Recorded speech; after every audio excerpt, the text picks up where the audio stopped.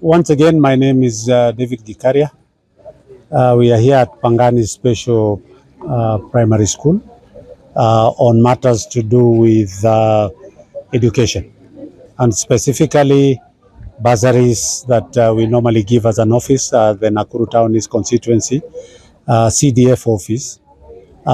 First is to take this opportunity to thank the President for having accented his signature to the amendment on the CDF Act. The CDF Act initially had some figures which were very low in terms of enhancing education within our constituencies and by extension the whole country. So mine is to take this opportunity to thank our President for having accented to that bill, and now it is a law, where before the law had indicated that any constituency can set aside between 15 to 30% on matters to do with bursaries related to education. But the new act now reads that every constituency can decide to do between 15% and 40%. So we have an additional 10% in our bursary allocation, courtesy of the President, and we want to thank him for that, because it has pushed our allocation of bursaries now from 49 million to 61 million shillings. What does it mean? If there is anything that the President has done that I would vote for him in the coming elections in 2027, God willing, tutafika pale, it is to remember the bright children from poor families who cannot be able to advance their education just because their parents are poor. And we want to thank the parents and the students from public primary school. A student who has scored 350 and above, and to your surprise, we had up to 410 from our public primary schools. So it shows that parents should have confidence in our primary schools. The President has allocated enough funding in the Ministry of Education to cater for the free basic education. First of all is to request our parents have faith and trust in our public schools. What has the President done? 56,000 teachers have been employed, cutting across secondary and primary education. A figure that was only 70,000 since independence. So in 1 year he was able to. So we want to tell our parents, our friends who have children in the public primary school, have confidence in government public primary school, because the results are there.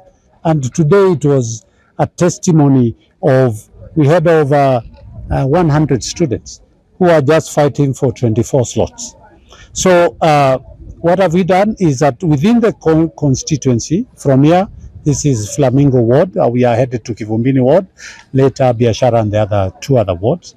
We are taking a staggering 120 students who have, from poor family, brilliant boys and girls from poor family, who we are going to pay for their fees.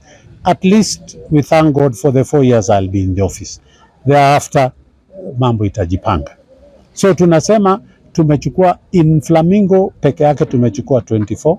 So 24 times 5 is 120. It's unfortunate that the boy child is disadvantaged, because we have a school here called Maria Veronica, a boarding school for girls. We call it a center of excellence, that we take children from poor family, brilliant young girls from poor family, that we take to Maria Veronica. We take 60 of them that have to go to Maria Veronica. And then the other 60 we split, 30 boys and 30 girls across the constituency for them to be able. And this 60, we will pay for a school that they have been admitted across the country.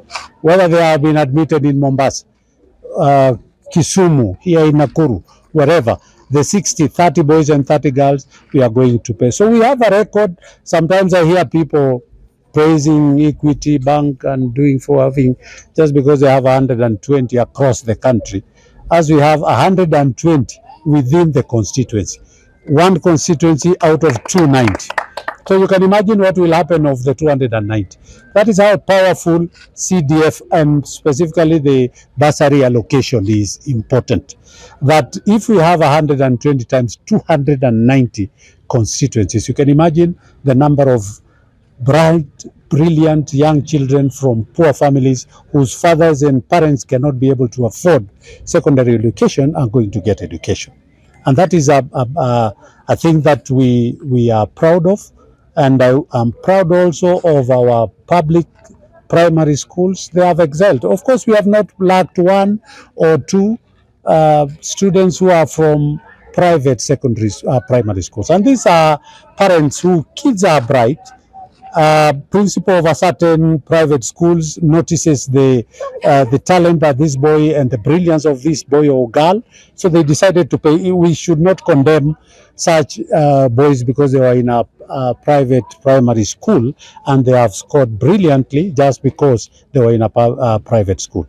Others is because they are bright children, but their parents and the principals or a friend or neighbor had noticed that and decided to cater for the education. So again, we are giving that because sometimes the sponsor has already withdrawn their sponsorship. So we have taken it again. We have also accommodated at least 10% of the private students who maybe might have been assisted. So ours is to say that a record 120 students on full scholarship per year per class. So it means we have 480 boys and girls out there in 1 year because we have Form 1, 2, 3, and 4. And after that, we don't stop there. We know the president has come up with a new idea on how we'll be sponsoring university students, but it takes time for them to be able to get monies and be enrolled. Again, on the first semester, any child on our full scholarship program, we pay their first semester fees in full so that they will not have an excuse that I didn't start off with the others. So we again, any child who has been admitted in any university, the first fee that is charged by the universities from our program of full scholarship, again, we advance that so that we can, and then now we tell them from here now, you are on your own because we cannot be able to afford. And I'm saying this is that as we look at the, and thank the president for having accented his signature to that amendment, it's important now for us as parliamentarians to start thinking on what we say, one child, one shilling vote for education. One child, 1 shilling, one, not one vote, but at least one child, 1 shilling. We are saying this because I have a record 48 primary schools getting the same amount of allocation with another person who has fewer primary school, very few, or very few secondary schools. So you can imagine if I have 50, I'm actually lucky. There is a constituency which has over 200 primary schools getting the same allocations I'm getting. So you can imagine how will he be able to extend, or she be able to extend that gesture of trying to help, because the number matters here. So again, I think it is an amendment that we need. I know I was in that parliament where we voted for equity, that every constituency should be given equal. We then overlooked the aspect of poverty index, numbers in primary schools, either urban or rural, and things like that. I think that is the next phase that we are supposed to go. But again, we want to thank the few other partners that do give full scholarship to brilliant, bright children from poor families like Equity, Family Bank, KCB, and others who do voluntarily come out to be able to help. An example of one student is a boy from a public primary school who had scored 410. So we had picked him only for my people to tell me, because they are also shareholders or rather stakeholders in the Family Bank scholarship program. They told me, this one we have already considered the child in the family. So we took that opportunity to give to another child. And that is what we are saying. Thank you very much to our partners who are partnering with government to supplement what the government's efforts are being done. And we want to tell this institution, pongezi sana for the good work that you're doing. Endeleeni kusomesha watoto wetu kwa sababu hakuna kitu ingine ambayo itakuja kuridhisha isipokuwa wale watoto wetu. Unfortunately today, a few like 20, 30 missed out. 350 and above, and they have missed out. And because we don't have enough money for us to be able, we have indicated to them that we have told the parents to come to our office. The president has started a program called Elimu Scholarship that is managed by the Ministry of Education. So they will come to our office on Monday. January, once we start, we will be able to advise them to go and visit the education department here at the headquarters. And then those who have missed out can now jump into the Elimu Scholarship, which is fully sponsored by the government under the patronage of His Excellency the President William Samoei Arap Ruto. So we want to say to the parents ambao wamekuja, most of them are single parents. They have taken up that responsibility to take care of their children. We appreciate their effort. And for those who are married again and they were here in their numbers, in a married a couple, again we appreciate that the family virtues and values that the family do and undertake. But for the single mothers and the single fathers, because it's only mothers these days. I was today we had one man who is now taking care of the family after the wife decided to take off. So again, we appreciate the work that the parents are doing, but we have already cautioned them that they are coming from a primary school going to secondary level.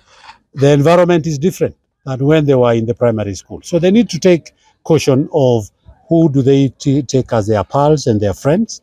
Avoid the bad company, join the good company, be in education mood throughout the 4 years in their secondary school. So again, we are advising these children, it's not just to pay 1 point to pay for their fees. It is important we keep track. If you come to my office, we notice that the first or two graduates, when we started this program in 2014, when we started this program, the first graduates after that was in 2017, I think.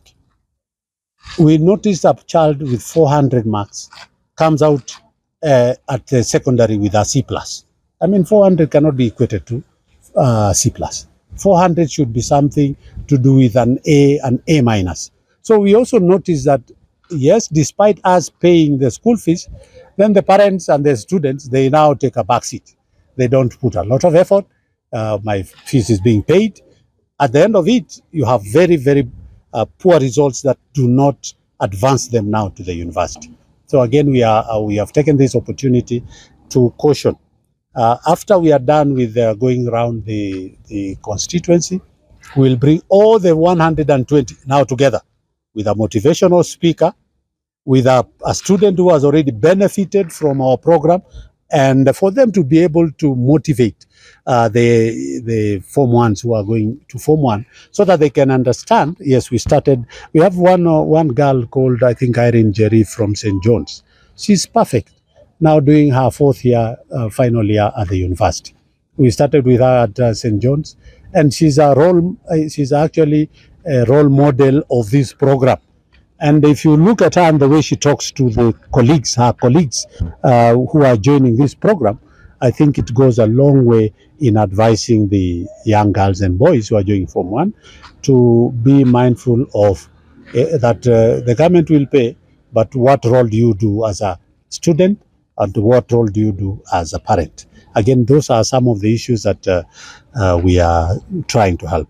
But lastly, and to add on this, is that we have my colleague, MCA from Flamingo Ward, my brother David Mona, who is a representative of Flamingo Ward in Nakuru County. And we are partnering again in this process. That in education matters, these are what we are doing today is only full scholarship. We have already dispersed another 10,000 forms out there for us to be able to pay the one term, 5,250 that we pay to day school. And it has been a question, why are you paying 5,250 day school, the same amount you're paying in a boarding school who didn't qualify for the full scholarship?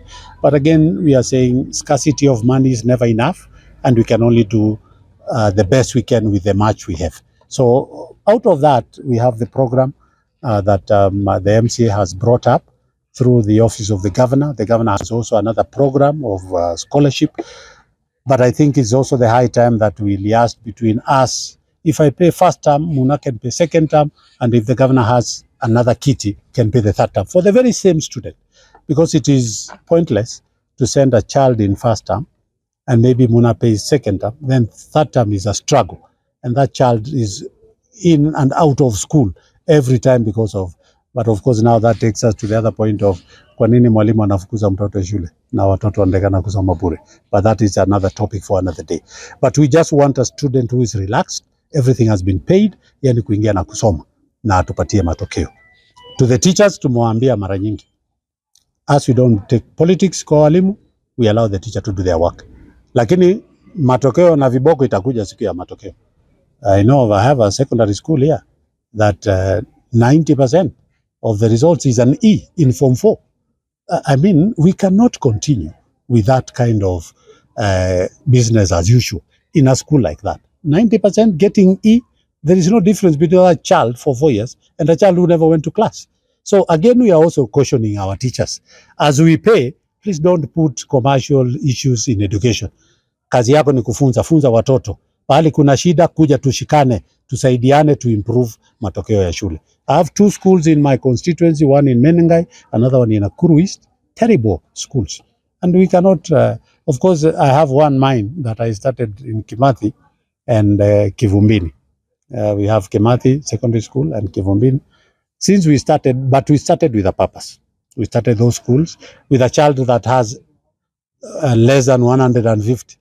Hawezi kuwa admitted in a secondary school. So we started a school there. It has never gone, the 2 schools have never gone beyond a C+. But we thank God because these children come out with a certificate that can be able to give them employment either kwa jeshi, kwa polisi, at least with a D- you can be engaged elsewhere. And we started this purpose for any child so that we have 100% transition, that any child, irrespective of your marks, you have a secondary school, you can, has it done as any better? I would say yes. First, it has kept them in school. Secondly, they have a certificate that can be able to present when they are being requested by any institution to give us for further studies or employment for that matter. So again, there are those schools we started just for hold-ups and a certificate. Just a result. Hata ukipata D- na huko na certificate yako, iko jeshi na kungoja, iko polisi na kungoja, iko nini na kungoja. Lakini for those walimu wanafanya hizo the minus, hiyo mai, hiyo hatuwezi kubali kuendelea na hiyo mipangilio. Serikali inaweka pesa, alafu matokeo, kwa sababu mwalimu anashughulika sana na mambo ya biashara ya kupika chakula ya watoto, ndio wanawafukuza kila saa. Mara UN ndio wanaleta uniform kwa shule, wanataka kuuza uniform. Wamjomba alisema tuseme tukue na kama ni white ya Kiambu yote ni white, tukikuja Nakuru ikuwe ni yellow. Italeta shida siku ya siasa, sababu watoto wanaweza toka na yellow ambaye ni watu ya UDA. Lakini always just saying no teacher is supposed to send a child home just because hajalipa feeding program ama ana uniform. Nakumbuka Matiang'i akiwa shuleni, hakuwa hata mtoto akiwa kiatu, wacha kanyage leather akiingia kwa shule. So we have another program sisi na ndugu yetu Bwana Muna ambaye tumeshikana, yeye anatoa kidogo na mimi natoa kidogo, watu wetu kwa hivyo pengine Muna atapata nafasi kidogo ya kusema jambo.